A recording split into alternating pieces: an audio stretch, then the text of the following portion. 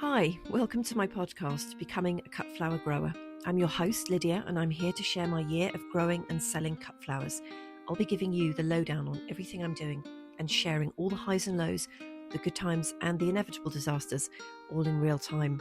Join me on my cut flower journey, starting right now. Hello, and a very warm welcome to the latest episode. We are back on the laptop. We are back with a proper introduction and the jingly music, which is great news. So, the laptop got fixed. That was absolutely epic. I got it back on Wednesday. Cost me 150 quid to get that fixed. And I think the man in the shop was pretty horrified that I'd even tried to fix it myself. I am one of those annoying people who often has to stand in front of tradespeople and explain why I thought I was competent to have a go in the first place. Anyway, it's done. It's taken me a little bit of time to get it all configured the way I wanted it to, but we've just about got there. And the other exciting news is that my little red sticky dots have arrived, all 7,140 of them.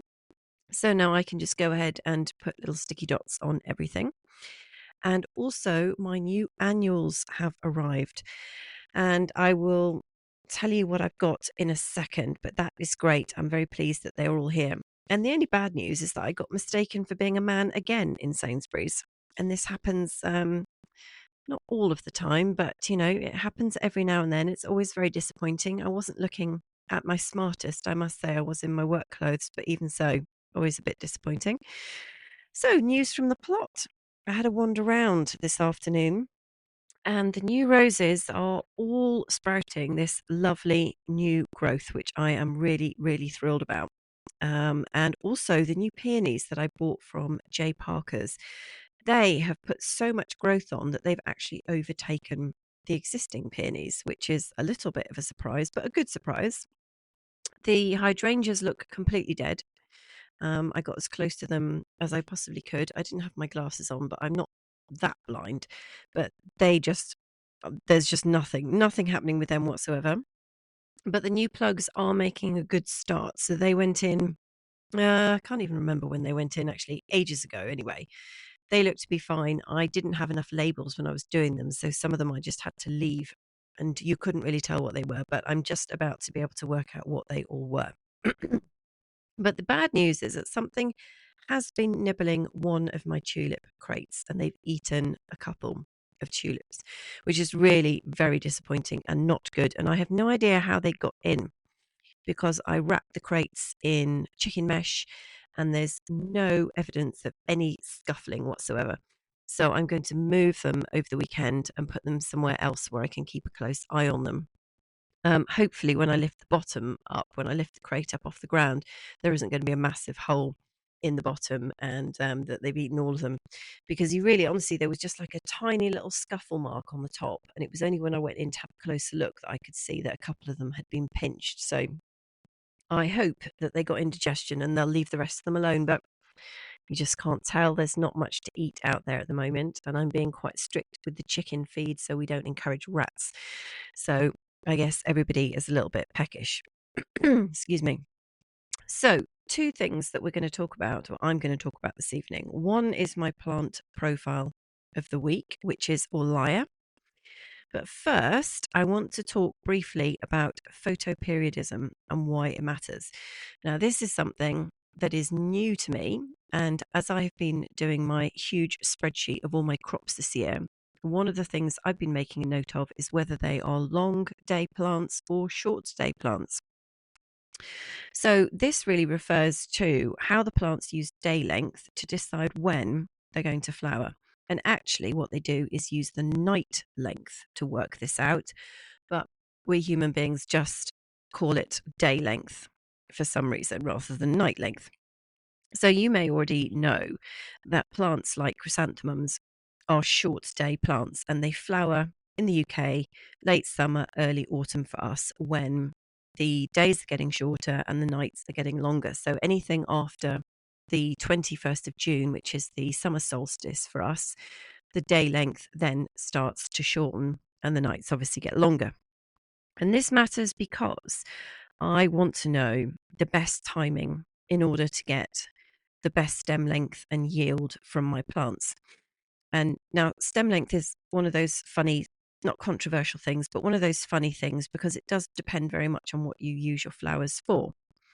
And if you're selling them wholesale to florists like me, it does matter. And florists are very used to buying and paying according to the stem length. But sometimes they don't need 60 centimeters worth of stem. They might want to do smaller arrangements, or they're doing bud vases, or they're doing something else, buttonholes or something.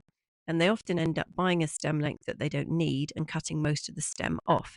So I've tried to make a point of working out what I think the florists might need the flowers for, and then making sure that I can provide what they want, because I don't want them to just not buy flowers from me because I'm charging a certain price for a stem length if they don't need that stem length.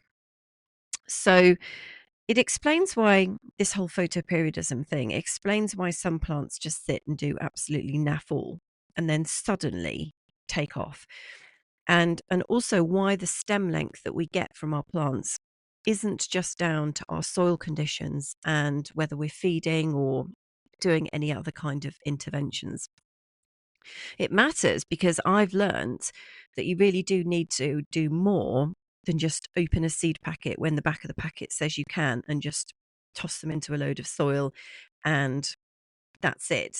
Like the seed packets, are generally quite broad terms. They'll often say something like takes between 1 and 3 weeks to germinate, and you think, well, how can it? What's the difference? How can it possibly take that long?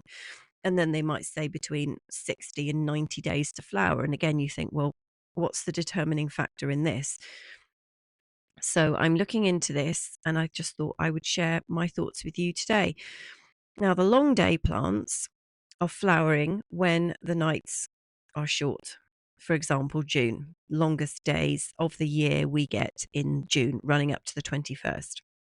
And the short day plants are going to be flowering when the days are shorter and the nights are longer. So that's in the autumn for us, and that's things like chrysanthemums. And there are plants that are actually day neutral, and they do not care what is going on with the light levels. They are more temperature sensitive. And some flowers now are also bred to be day neutral to make it easier for growers. So I have bought some pro cut sunflowers this year to try them out for the first year. And those guys apparently do not care. So it's going to be more on temperature. Obviously, I can't sow them in the winter and they'll do stuff. It's just a question of they're not phased by the different light levels that you would get in the summer. And if I get it wrong, there's a risk of the plants bolting or having shorter stems and delayed flowering, which I realise now I had with my helichrysum last year that I sowed. I did actually sow them quite early, which was possibly a mistake, but then I held on to them for too long and they were in the field trying to grow and they just put on so much vegetative growth, which was what they were supposed to do, but there wasn't enough time for them to actually flower because I had left it too late. And what I want to make sure I have this year are flowers with nice long stems and predictable flowering periods. So I really know what I'm going to have when. Now, the long day plants are things like larkspur, ami, and scabious, all of which I'm growing. And what they tend to do is just sit for ages and then whoomph, that's it. They're off. So I don't want to sow them too early and have them sitting around in case they rot or damp off or they just take up excess amount of space, because they are so sensitive to those daylight hours. They need to be out to maximize getting those daylight hours in order to flower.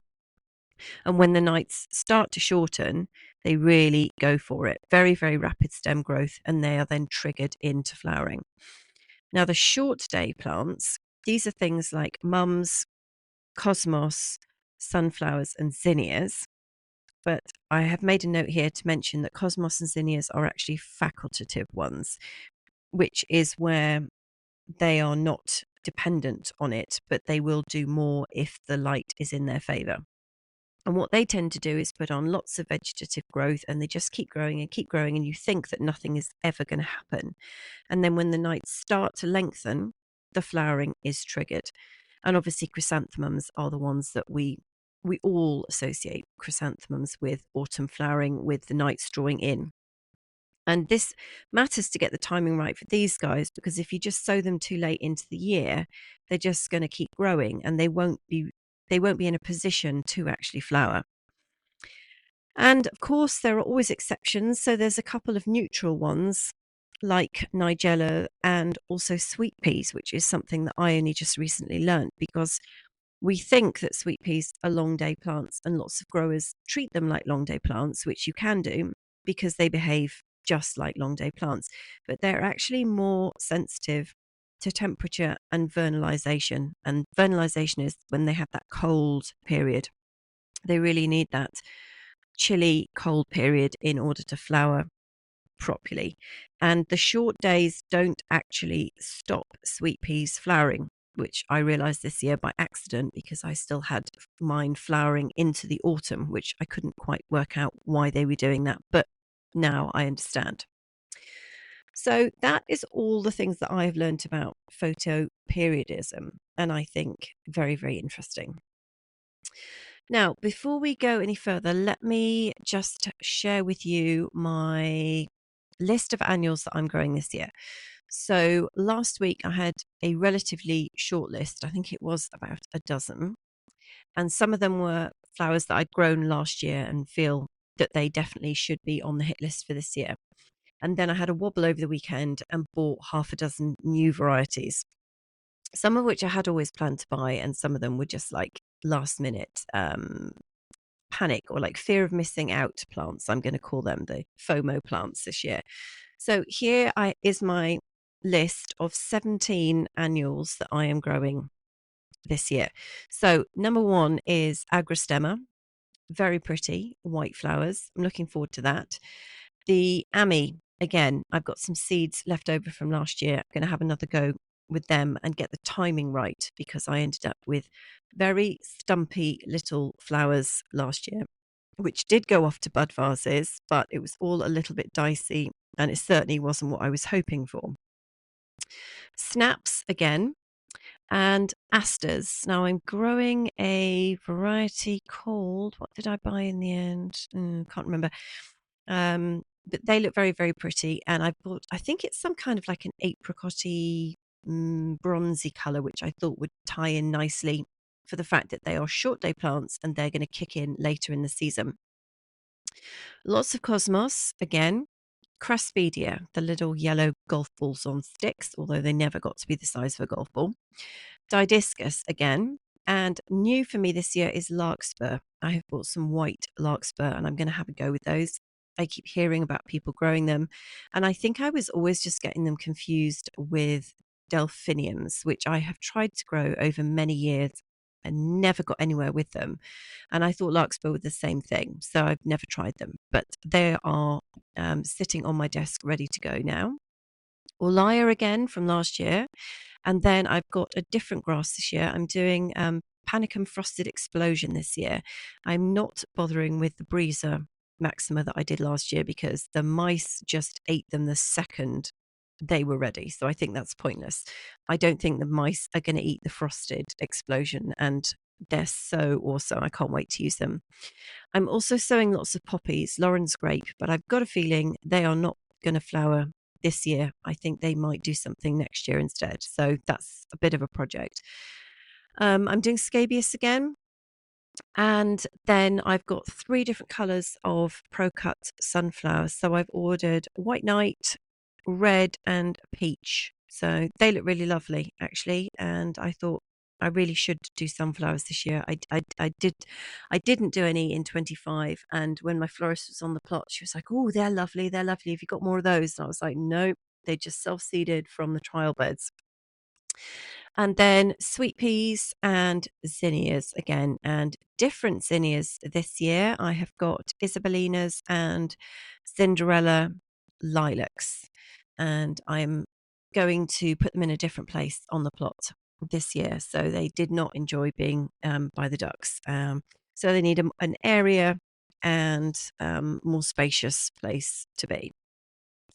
Now, final part of tonight's episode, and I think Did I say at the beginning it's Friday the 23rd of January? I don't think I did. Sorry, it is. It's Friday the 23rd of January.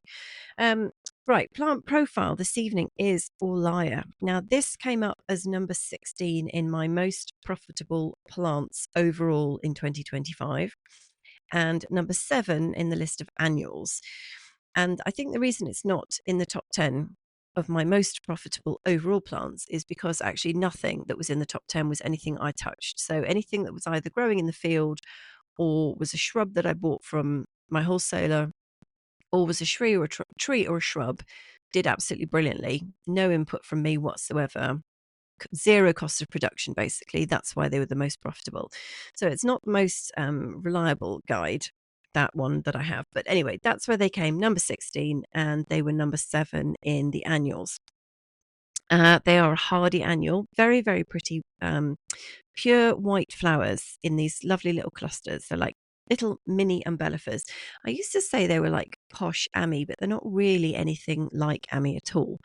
They're also known as the white lace flower. And apparently they get to about 2 foot tall, but mine did not get that high. Now, the usual rules apply for these guys. They're like full sun, a well drained soil. Now, they are native to Europe. So they're in the Mediterranean. That tells you that they're going to want a really free draining soil, chalky, sandy, or loamy, definitely not clay unless you've improved it a lot.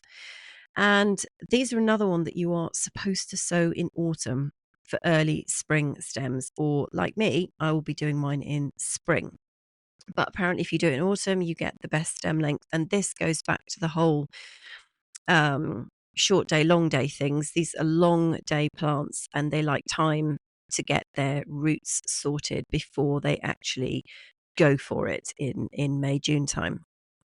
Deadhead them to prolong the flowering and then keep some to go to seed if you want to harvest your seed and keep it for the following year. So I have done that as well as purchasing fresh.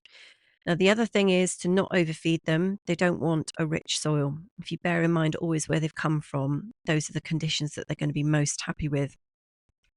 And I have learnt that they need harvesting when about a third of the tiny flowers open, but before the pollen drops. And they will continue to open once they've been cut. Now, I think I did mine last year when they were already open. And I do remember the pollen dropping out of a few of them and not being able to sell them. So I will definitely be doing that rule when they're about a third open. Obviously, you would harvest them as low as possible to get longer stems and encourage them to keep flowering. And once they've been cut, they need to go into a bucket of nice cool water and be stored in a cool, dark place.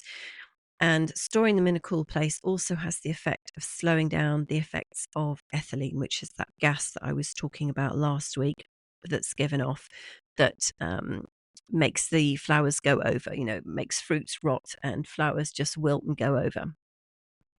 So that is that. And I hope if you haven't grown Orlaya before, you will grab a packet and give it a go this year because I don't think you will be disappointed. They are really, really adorable.